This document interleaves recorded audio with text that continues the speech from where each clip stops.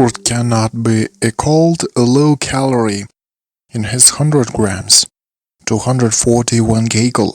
However, there are significant advantages in its caloric content. When used, there will be a sense of saturation, and there will not be a temptation to eat fast food or another harmful product, such dried fruit as dried apricots. The chemical composition has a special one.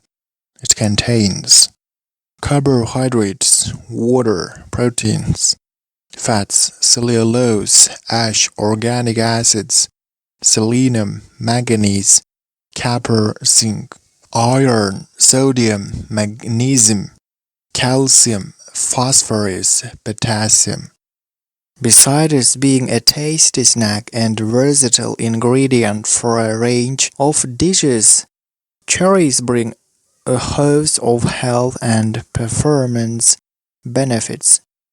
Grab a handful of fresh cherries as you take a quick read about this nutritious food and get ready to try the recipes at the end.